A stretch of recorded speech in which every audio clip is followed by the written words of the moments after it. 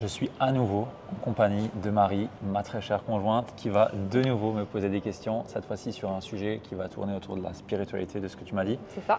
Les questions, je n'ai aucune idée de ce que tu vas m'amener, mais en tout cas, je pense que ça va être un bon sujet parce que ça me parle et je pense que j'ai des choses à apporter et peut-être des idées qui sont un peu différentes de ce qu'on a l'habitude d'entendre. Et Alors oui. vas-y, on voit. La spiritualité, pourquoi déjà? Parce qu'un business pour moi c'est très terre à terre, mais en même temps, la spiritualité c'est quand même quelque chose qui revient beaucoup. Et donc j'aimerais savoir si, pour toi, on peut créer un business qui est rentable, mais tout en suivant quand même son intuition. Ouf. Ok. Alors, oui, mais non. Oui, mais non. J'adore ce sujet. En fait, alors déjà, j'adore le sujet aussi. Pour moi, l'intuition, c'est hyper important et hyper fort. Ouais. Par contre, l'intuition, ça se développe. Ok. Et une personne qui démarre son activité et qui, sous couvert de j'ai l'intuition que je ne dois pas me lancer, ou je ne dois pas lancer une offre, ou je ne dois pas rejoindre cet accompagnement, ou je ne dois pas ci, je ne dois pas ça, sous couvert de l'intuition, Mhm. beaucoup de personnes vont se dire ah bah non, je ne vais pas y aller. Et en Ouais. réalité, pour moi, l'intuition, ça se développe.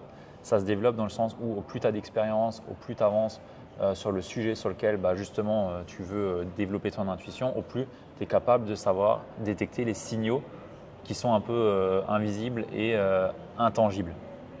Sauf qu'une personne qui démarre son activité, quelle est sa légitimité à avoir de l'intuition sur le fait qu'elle doit lancer une offre ou pas lancer une offre, ou faire cette stratégie ou pas cette stratégie, ou je ne sais quoi, tu vois. Pour moi, elle n'a aucune intuition à avoir là-dessus parce qu'elle n'a jamais pu expérimenter la chose, tu vois. Et beaucoup de personnes, sous couvert de l'intuition, Oui. vont ne pas aller dans une direction ou ne pas prendre une décision, alors qu'en réalité, c'est plutôt leurs peurs J'allais dire. qui sont C'est ça. présentes et qui vont derrière leur montrer que ah non, il ne faut pas y aller, tu as peur, tiens, je t'envoie le signal et on va juste chercher le biais de confirmation qui est tout simplement de chercher ce qui va me confirmer que l'idée que j'ai ou la décision que je veux prendre, elle va dans le bon sens, tu vois.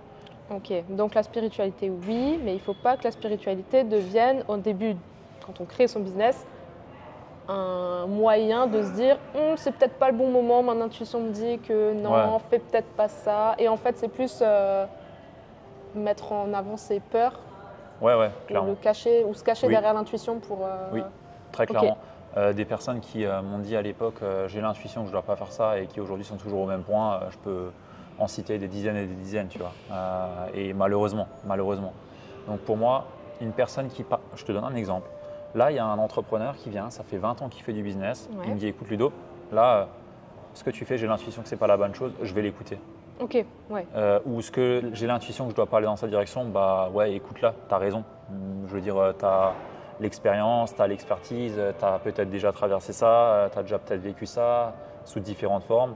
Donc en fait, l'intuition, tu l'as développée, tu vois. mhm, Mais une personne qui démarre son activité, qui était salariée toute sa vie et qui se lance dans l'entrepreneuriat, c'est pas son intuition qui va être la bonne pour ouais, se dire si je dois aller faire X, Y ou Z. C'est juste ses peurs qui vont parler pour ne pas aller vers ce qui la challenge le plus en fait. ok, Et ouais, ça peut paraître très direct ce que je dis, mais regardez vraiment, lorsque vous avez l'intuition que vous ne devez pas faire X ou Y, est-ce que c'est vraiment une intuition ou c'est juste vous qui cherchez un biais de confirmation sous n'importe quel signe de la vie? Et là-dessus, on peut en parler en long, en large et en travers. ouais, Mes guides, mon pendule, mon je sais pas quoi, voilà, on ne va pas en parler. Mais ouais, il faut faire attention à je pas trouve tomber que là-dedans. beaucoup trop de personnes se fient à leur peur sous couvert de c'est l'intuition. Voilà. Ok. Et donc, complètement dans un autre sens, le lien entre ton business et la mission que tu mets derrière ce business, du coup. On n'est plus Ouais, trop sur de l'intuition, mais du coup, ce serait plus une mission en fin de compte ouais. Bah, qu'on va là, chercher. on passe sur un autre sujet, mais si on parle de la mission, c'est la mission de l'entreprise en fait. C'est pourquoi est-ce qu'on fait ce qu'on fait, tu vois. Ok, Et vu que dans le business de coaching, thérapie, ben, on est seul en général, bah, l'entreprise c'est nous. C'est nous qui sommes à l'initiative du business, donc en fait c'est nous qui avons quelque part une mission de vie comme on l'appelle, qui va nous amener à aider ces personnes-là pour sortir de leurs problématiques. oui, Tu vois. Et moi par exemple j'ai une mission aussi. J'ai une mission qui est non pas d'aider les coachs et thérapeutes, si je parle de ma grande mission, mhm, mais d'aider le développement humain ou en tout cas d'accompagner les humains à performer, à être meilleurs dans leur vie, à être meilleurs dans tout ce qu'ils entreprennent, dans tout ce qu'ils mettent en place. C'est ça ma mission, c'est aller chercher le potentiel en chacun pour qu'ils puissent, eux, à leur tour, aider et contribuer au monde et à l'humanité de façon générale. Tu vois. Et ça, c'est ma mission. C'est vraiment permettre aux humains de développer leur plein potentiel et je le fais au travers de Kaizen Impact, au travers de la mission finalement qui se transmet de ma mission à la mission d'entreprise qui est d'accompagner les coachs et les thérapeutes. Et ça, j'en fais une mission aussi par rapport à mon frère, par rapport à tout ce que j'ai dans ma famille, tu vois. Oui. Donc là, ce qui est plus encourageant à faire, c'est de dire à tous ces entrepreneurs que le but, c'est plus de suivre une mission qu'une intuition, en fin de compte. Ouais, ça c'est intéressant. Alors, la question à se poser, c'est l'intuition, on l'écoute dans quelles conditions? Si c'est pour prendre une décision, ok, il y a l'intuition, mais moi, ce que j'aime bien faire pour prendre une décision, du coup, et bypasser l'intuition qui, quelquefois, va être erronée et plus basée sur mes peurs, c'est me demander, ok, est-ce que la décision que j'ai à prendre ou le choix que j'ai à faire est vraiment aligné avec mes valeurs? Et donc ta mission, quelque part? Pas forcément, mais mes valeurs. Donc mes valeurs, ce qui prédomine mes pensées, ce qui est vraiment important pour moi, ce sur quoi je passe le plus de temps, ce qui est vraiment mon focus. Ensuite, si c'est aligné avec mes valeurs, je me demande est-ce que c'est aligné avec ma vision et ma mission? Et là rentre la mission. Si c'est aligné avec ma mission et que ça va m'aider à aller finalement contribuer à ma mission et ma vision que j'ai pour moi et mon futur et mon entreprise dans le futur, et que ça me fait peur, dans ce cas, je peux y aller. Donc si j'ai une décision à prendre, que c'est aligné avec mes valeurs, que c'est aligné avec ma vision et ma mission, et que c'est aligné, et que c'est surtout que ça me fait peur, dans ce cas, oui, je peux y aller et je dois y aller. Et ça me permet de quelque part squeezer l'intuition qui va être potentiellement erronée parce que c'est basé sur des peurs ou je ne sais quoi. Et pour l'instant, ça ne m'a jamais loupé en fait. Et je pense que, entre guillemets, sans me jeter des fleurs, le résultat qu'on a aujourd'hui sur les 2 dernières années, je pense que ça montre bien que ça fonctionne, tu vois. Parce qu'à chaque fois que j'ai quelque chose qui est vraiment aligné avec moi et que ça me fait peur, en fait, c'est là où je dois aller, tu vois. C'est juste ça en fait. Et je me pose pas la question de ah oui, mais ma peur, si ça et s'il se passe ça. Mais non, en fait, il y a toujours des inconnus. Si on ne tente pas, on ne saura jamais si ça va fonctionner ou pas. Bien sûr. Mais par contre, si j'écoute juste l'intuition et je me dis là, je le sens pas. Ah oui, en fait, tu as peur, forcément, tu le sens pas. Il y a des inconnus. L'humain n'aime pas l'inconnu.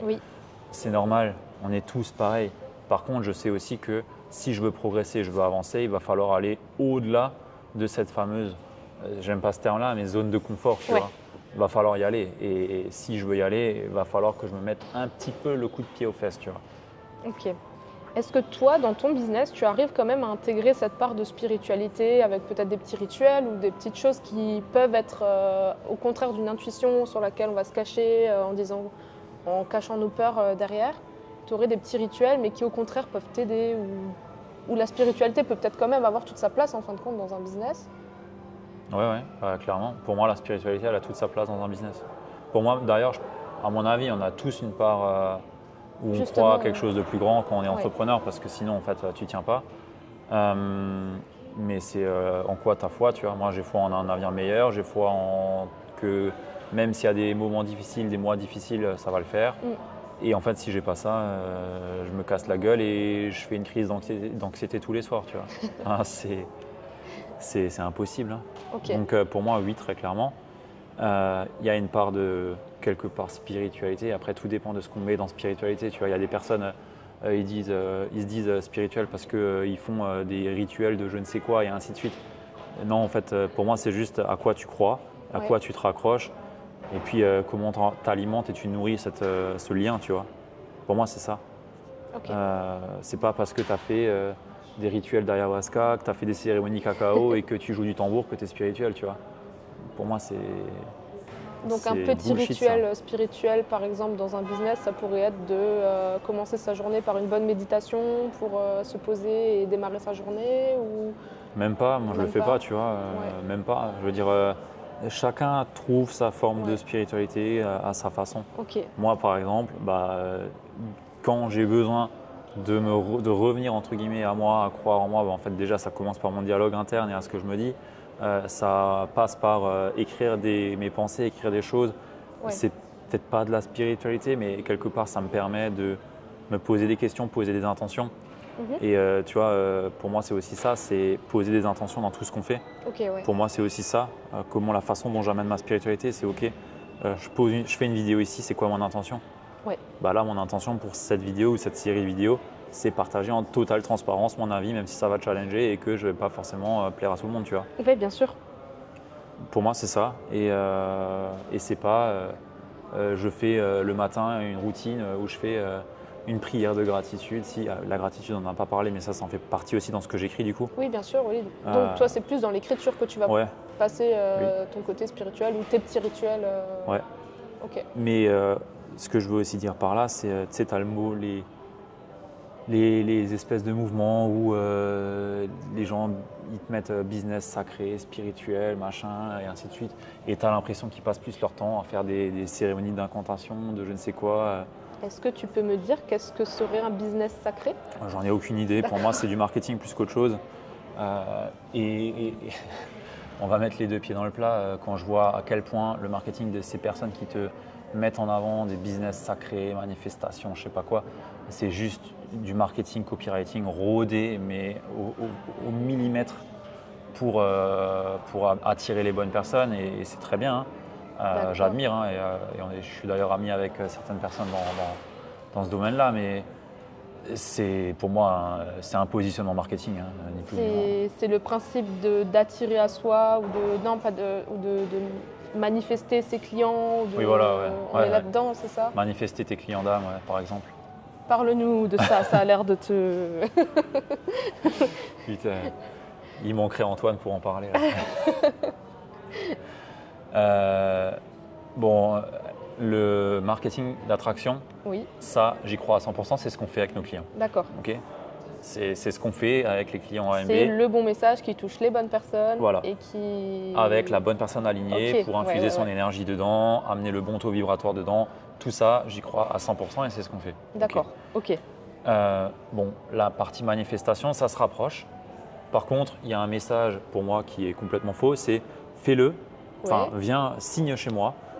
Tu vas travailler ton marketing de manifestation, ton money manifestation ou je sais pas quoi. Ça va être très simple, ça va pas te prendre de temps, ça va être hyper fluide, hyper léger. Tu vas pas avoir à faire de marketing, tu vas pas avoir à communiquer pour rien et ainsi de suite. Un message qui tu as l'impression que tu te mets sous un pommier, tu te mets comme ça et t'attends et les clients vont tomber, tu vois. D'accord. Le message, il est 100% ficelé dans ce sens-là. Et en réalité, ce qu'ils font, c'est quoi? C'est la même chose que ce que nous on fait avec nos clients.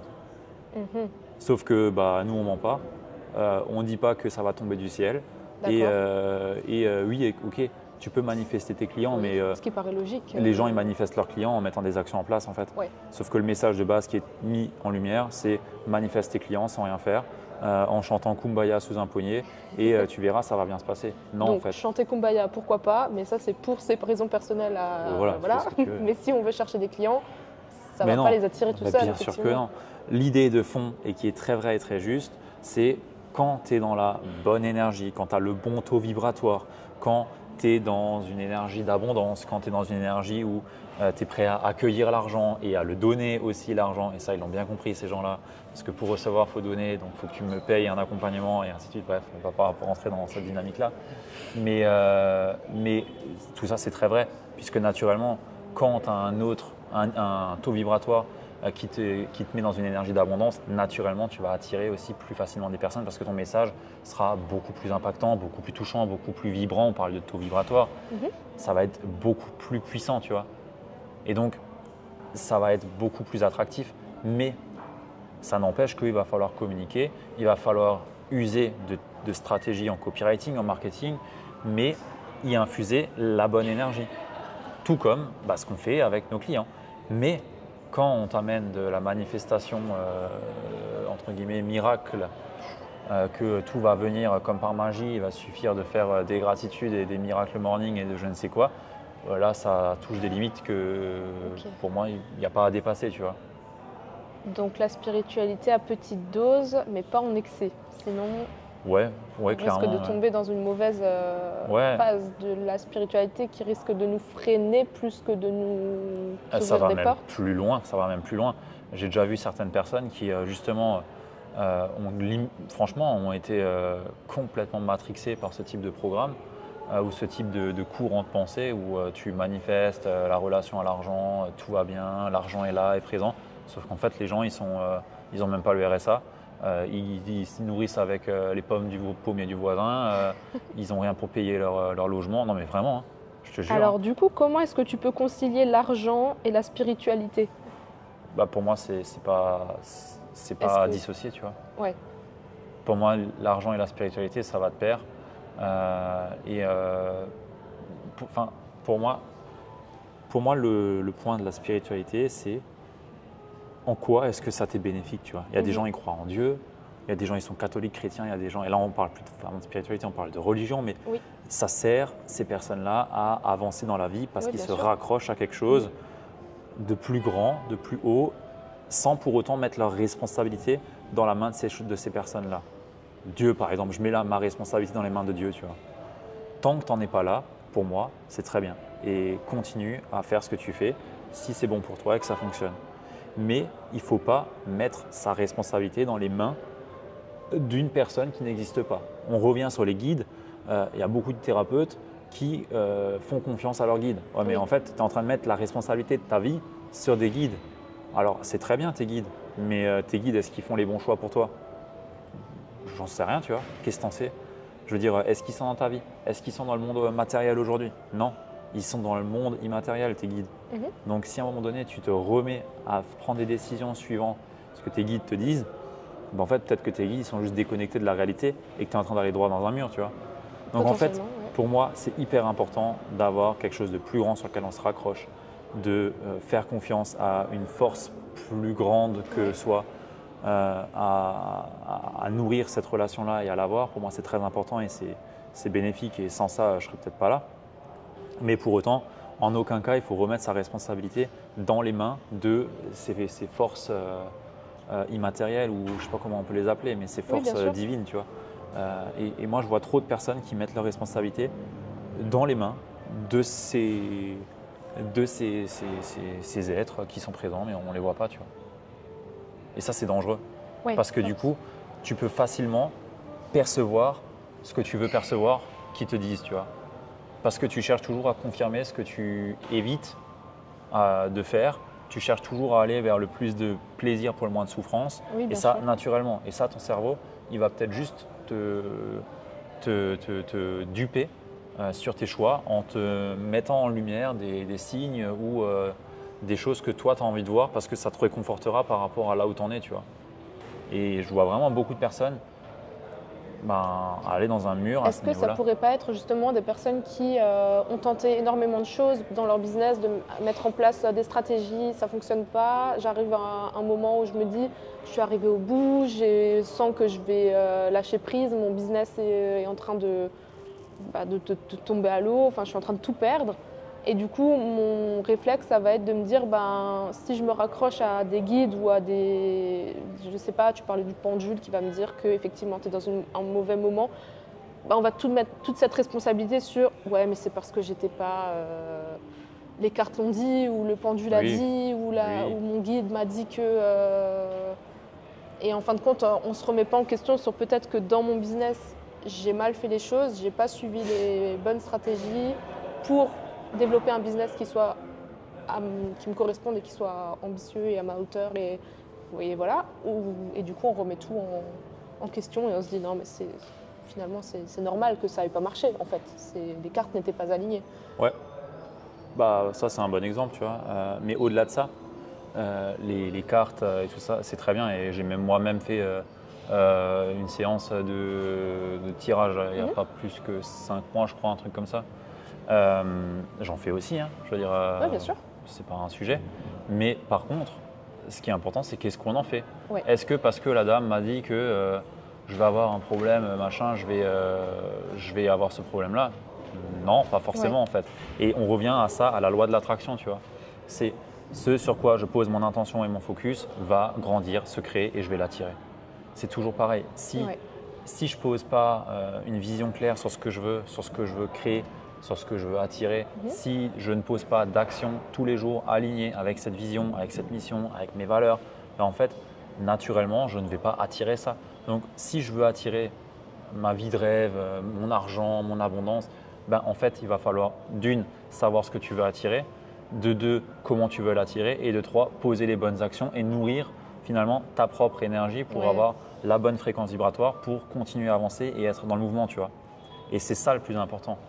Et c'est tout aussi con que ça, tu vois. Tu parlais des fois de réfléchir comme si tu étais déjà la personne que tu voudrais être. C'est ce principe-là. Exactement. Ne réfléchis pas aujourd'hui comme tu es, mais réfléchis comme la personne que tu veux être. Prends des actions comme la personne que tu veux être. C'est un peu le fake it until you make it de Tony Robbins, où voilà, mens-toi à toi-même aujourd'hui par rapport à qui tu es pour devenir la personne que tu veux devenir. Et c'est 100% ça. Si aujourd'hui tu veux avoir des résultats, manifester l'abondance, pouvoir te payer des gros hôtels, ce que tu veux, ou vivre la vie que tu veux, bah, va falloir à un moment donné agir comme la personne qui a ces résultats en fait. Et ça, tu peux faire ce que tu veux, tu peux manifester comme tu veux, tu n'arriveras jamais à tes résultats si tu n'agis pas comme la personne qui a ces résultats-là. Et ça passe dans agir par passer à l'action.